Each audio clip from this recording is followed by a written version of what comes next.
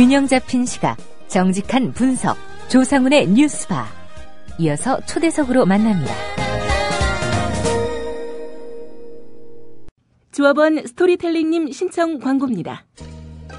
겨울철 벨미 과메기 맛있게 드셨어요?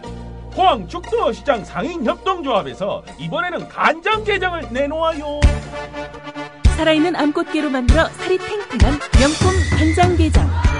미디어 협동조합원께는 아주 저렴한 가격으로 모시고 배송비를 따로 받지 않습니다. 010-9896-8282 010-9896-8282 검색창에서 죽도락을 검색하세요. 밥도둑 망도둑 내 사랑 간장게장.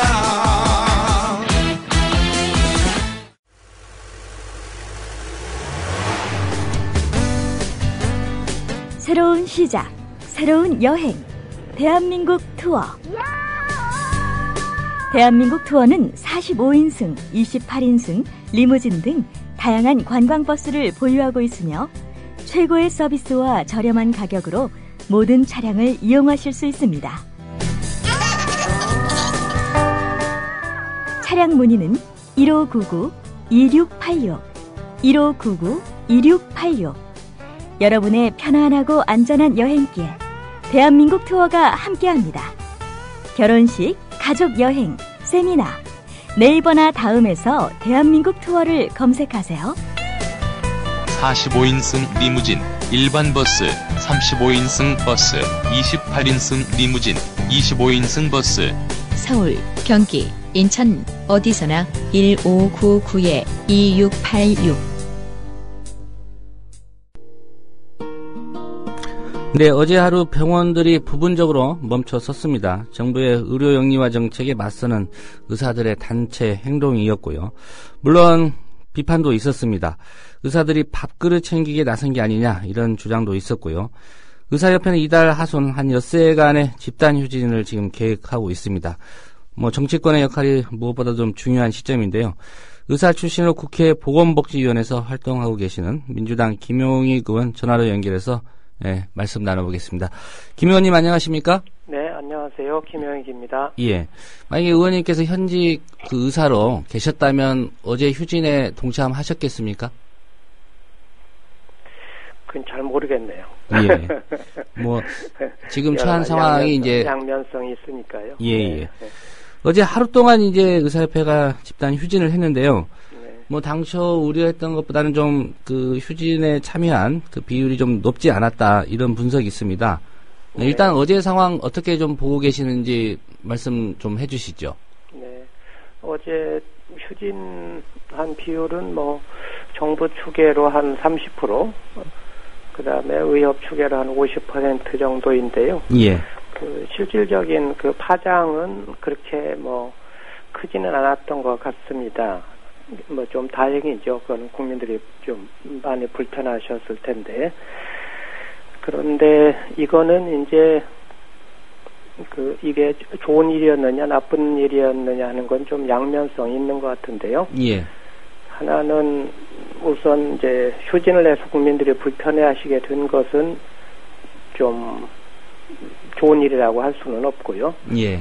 그러나 이 휴진이 정부의 의료 영리화를 반대하는 그런 의사 표현의 방법으로 선택이 된 것이기 때문에 이 의료 영리화가 국민들에게 장기적으로 굉장히 큰 피해를 줄 수 있다는 점을 고려하면 또 상당한 명분이 있고 의미가 있는 것이었다. 그렇게 두 가지 서로 다른 해석을 해볼 수가 있는 것이죠.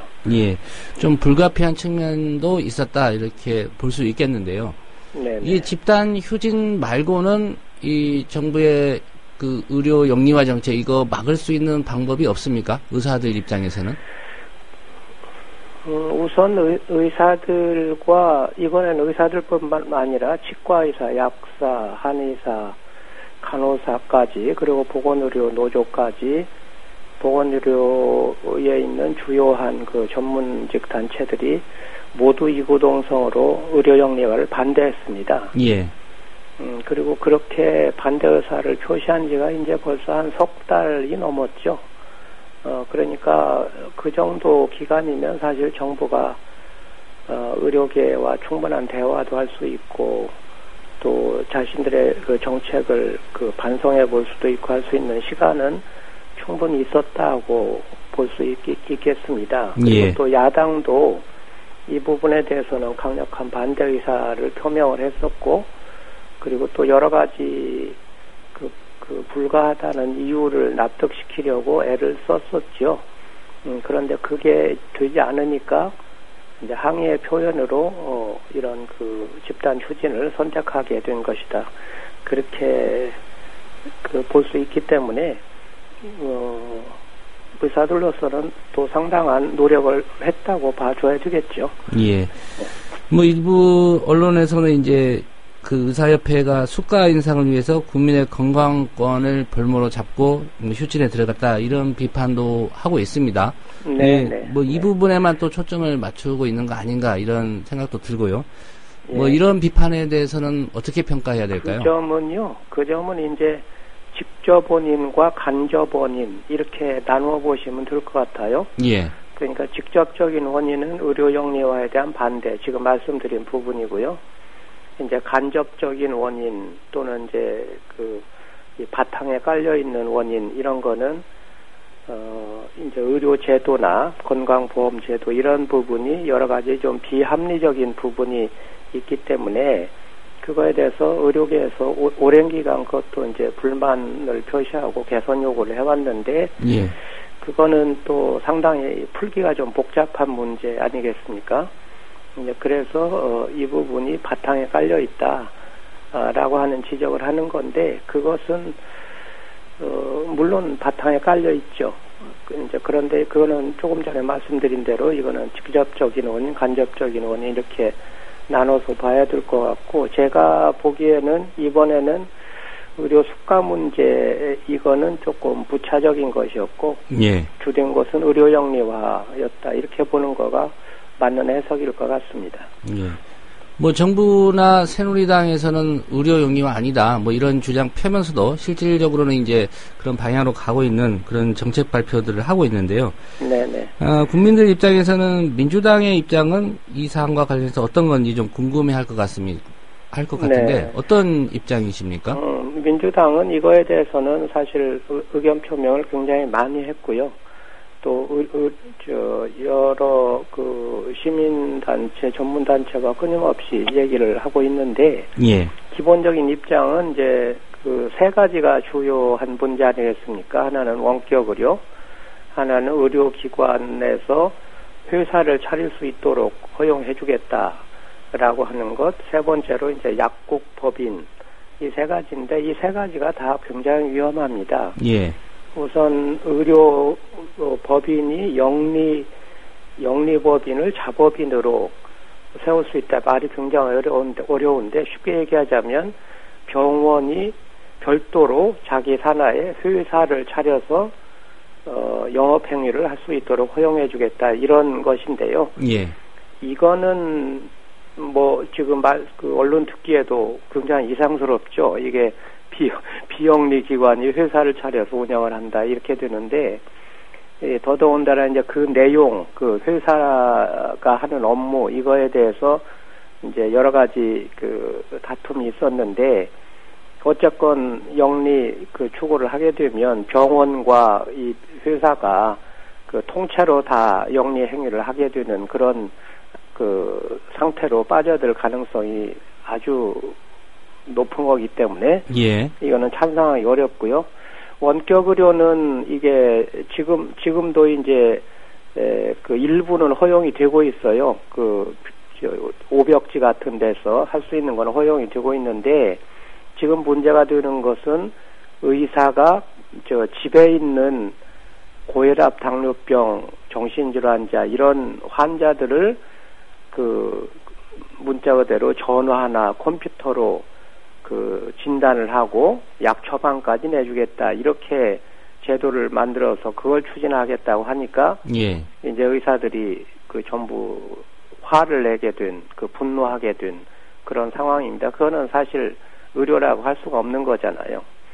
이제 그런 이제 문제가 있고요. 약국법인 같은 경우에는 약국을 그 법인화해서 여러 개를 세울 수 있게 해주겠다 이런 거예요. 그러면 이거는 그 편의점이 뭐 그 도처에 깔린다든가 예. 또는 재벌 빵집들이 동네 빵집을 다 그 잡아먹은 그런 현상이 다시 재현될 수밖에 없는 거거든요. 프랜차이즈 약국도 생기겠네요. 그렇게 되면. 그렇죠. 예. 그러니까 그 무슨 저 방송이라서 이름 말하기는 그렇습니다만 커피 체인점 이런 거가 도처에 깔리는 것과 똑같은 현상이 벌어진다는 거죠. 예. 그러면 동네 약국들은 버틸 수가 없게 되기 때문에 이러니까 이제 원격 진료에다가 법인 약국 이런 것까지 같이 생각을 해보면 예를 들어서 전화로 진단하고 택배로 약을 보내주고 그렇게 하는 상황도 앞으로 갈 수 있는 거거든요. 예. 그러면 동네 의원이나 약국은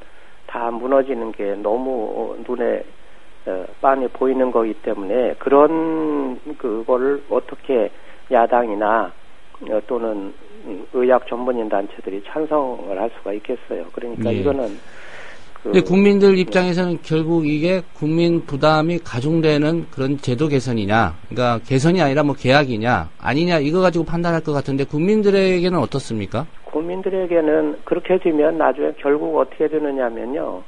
약국도 독점 체제가 형성이 되니까 그리고 또 그 약국이 법인 약국이라고 하는 건 회사 법인 약국을 뜻하는 거예요. 예. 실질적으로. 그러니까 약국이 그 회사가 된다는 거는 화장품 가게나 무슨 옷 가게처럼 된다는 거예요. 약국이. 그러면 거기서 이제 어떻게든지 물건을 하나라도 더 팔라는 그런 전술로 나갈 텐데 아시다시피 그 의료라고 하는 거는 소비자가 판단하기가 굉장히 어렵기 때문에 약사가 그걸 권했을 적에 소비자가 판단하기가 굉장히 어렵잖아요. 예. 그러니까 결국은 손해를 보게 되고 동네 약국이 다 사라지고 그렇게 되면 자연히 그 가격도 올라가고 커피값 올라가는 거 보세요. 예. 예전에 다방에 마실 때하고 지금 커피값이 품질과 비례해서 올라간 게 아니잖아요. 이제 그런 현상이 이제 벌어진다는 거죠. 원격 진료도 마찬가지예요. 원격 예. 진료도 그런 식으로 하면 결국은 그 환자한테 손해보고 그리고 그게 어떻게 질을 담보할 수가 있겠어요. 그 환자가 예를 들어서 나이 드신 어르신들이 어떻게 자기 혈압을 재고 혈당을 재고 또 정신질환자들이 그 전화에다 대고 증상을 얘기하고 그래서 그 의사가 어떻게 그걸 믿고 정확하다고 믿고 약을 처방을 한다는 거예요. 예. 그러니까 국민들 입장에서도 뭐 당연히 이건 부담이 되기 때문에 반대를 해야 된다. 예. 그렇죠. 이게 그러면 아까 원격 진료에서 의료 사고를 내면 누가 책임을 집니까? 그거를? 예. 환자가 책임을 져야 돼요. 의사가 책임을 져야 돼요. 그러니까 정부가 지금 깊이 생각하지도 않고 예. 그저 소위 산업의 발전 뭐 이런 측면에서 하겠다 이렇게 나오는데 지금 사실상 그 깊이 있게 자꾸 제가 대정부 질문이라든가 상임위에서 질문을 해보면 그 구체적인 아무런 준비가 없어요. 전부 다 지금부터 더 생각해보겠다 이러고 나오는데 예를 들어서 이게 일자리 창출이다 그렇게 얘기들을 해서 제가 장관께 질문을 했어요. 일자리 계산해 보신 적 있냐 그랬더니 예. 없다는 거예요. 아니 일자리 창출을 하기 위해서 하는 정책을 어떻게 일자리 개수 계산도 안 해보고 내놓느냐 이 말이죠. 예. 그래 정부가 지금 아무 그 준비 없고 성의 없이 그냥 마음을 밀어붙이고 있다 이렇게 내놓으니까 봐야 되겠네요. 그러니까 이런 파업 사태가 벌어지는 거 아닙니까 지금? 예, 지금 이제 의사협회가 당장 오늘 24일부터 한 엿새간 전면적인 집단 휴진 들어가겠다 이런 입장인데요. 네. 혹시 보시기에 그 사이에 의정 간의 대화 이렇게 좀 가능하다고 생각하시는지요? 그래서 이제 의정 간의 대화도 해야 되고요. 또 민주당도 이게 6일간 파업을 한다고 하는 건 어저께 하루 파업을 한 거하고는 이게 비교가 안 되잖아요. 그죠? 예. 그래서 이거는 어떻게든 민주당으로서도 이거는 막아야 될 일이기 때문에 아무리 의료영리화를 반대하는 게 중요하긴 하지만 6일간 의사 파업이라는 거는 너무 이건 사회적 파장이 커서 그래서 중재 역할을 하려고 하고 있습니다. 예. 네. 그 지난 연말에 철도 파업 때 결국 민주당에서 나서서 좀 파업 종료시키는데 좀 역할을 하셨는데, 네. 예, 이번에도 좀 그런 역할을 하시겠다 이런 말씀이신가요? 그런 노력을 당연히 해야지 되는데요. 이게 성과가 어떨지는 잘 모르겠어요. 왜냐하면 이게 정부가 너무 고집이 세잖아요. 예. 네. 네, 기초연금법 관련해서도 좀 몇 가지만 여쭤보겠습니다, 의원님. 네. 지금 뭐 기초연금법안 이거 처리 마지노선을 어제로 정해놨다가 여전히 지금 입장차 못 좁히고 있다 이런 상황인데요. 어떤 게 지금 핵심 쟁점인 겁니까? 이제 기초연금도 이게 좀 무리하게 제한이 된 것인데 기초연금을 워낙 현재 기초노령연금으로 10만 원씩을 받고 계시거든요. 70%의 노인들이. 예. 그런데 이것을 지난 대선 때 20만 원으로 인상을 해주겠다는 공약이 양당에서 있었어요. 민주당은 이게 돈이 굉장히 많이 들고 어렵다는 거를 알고 있기 때문에 얌전하게 공약을 했죠. 80%에게 20만 원을 드리겠다 이렇게 공약을 했는데 새누리당은 민주당보다 더 앞서갔어요. 100% 노인에게 20만 원을 드리겠다. 예. 이렇게 이제 공약을 했어요. 그리고 이제 새누리당이 민주당보다 아무래도 홍보력이 좋으니까 이제 어르신들이 그 새누리당을 많이 찍었어요. 그랬는데 나중에 이 새누리당이 실제로 한 말은 70%의 노인에게 그 20만 원을 드리는데 그것도 다 드리는 게 아니고 국민연금에 가입한 분들 중에서 가입을 오래 하고 그 받으시는 돈이 많은 분들은 이 점차적으로 감액을 해가지고 예. 그 10만 원까지 감액을 해서 드리겠다. 결국은 10만 원에서 20만 원 사이로 돈을 드리겠다. 이렇게 얘기를 했어요. 예. 그러니까 갑자기 국민연금이 흔들거렸죠. 그러면 무슨 뜻이냐면 이게 국민연금에 오래 가입하고 있으면 20만 원을 다 못 받고 10만 원밖에 그 감액 지급을 받는다. 이렇게 되니까 그러면 국민연금에 들을수록 손해네. 이렇게 반응을 보인 거잖아요. 예. 그러니까 그렇게 되는데 게다가 이게 그 10만 원이 지금은 이제 그 70%의 노인 중에서 10분의 1에 해당하는 7% 정도만 10% 감액 지급받는다. 정부가 이렇게 발표를 했는데 이게 뭐 금방 늘어나게 돼 있거든요. 왜냐하면 국민연금 시간이 지나면 지날수록 국민연금에 오래 가입한 사람은 늘어나게 돼 있잖아요. 그렇죠. 그러니까 10만 원으로 깎이는 사람이 점점점 늘어나서 앞으로 2050년까지 가면 그게 그 거의 50% 이상이 10만 원밖에 못 받게 돼요. 감액 대상이 된다는 거군요. 그렇죠. 그러니까 예. 현재 노인들은 20만 원을 대부분 받을 수 있으니까 현재 노인들한테는 그럴듯한데 앞으로의 노인, 그 노인부들의 아들 세대든 예. 거의 대부분이 10만 원밖에 못 받게 된다. 이런 거예요. 그리고 그게 그 정부의 의도예요. 이런 제도를 만든 의도가 앞으로 점점점 연금을 깎아나가겠다. 이게 정부의 의도라는 거예요. 그러니까 민주당은 이거를 찬성할 수가 없고 새누리당은 이걸 꼭 해야겠다고 고집을 부리고 있고 그러다 보니까 이게 점점 시간은 지나가고 10월 지급은 어려워지니까 새누리당은 지금 초조해져 있고 예. 민주당은 그렇게 안달을 하지 말고 현재 있는 법 그대로 기초노령연금법을 써서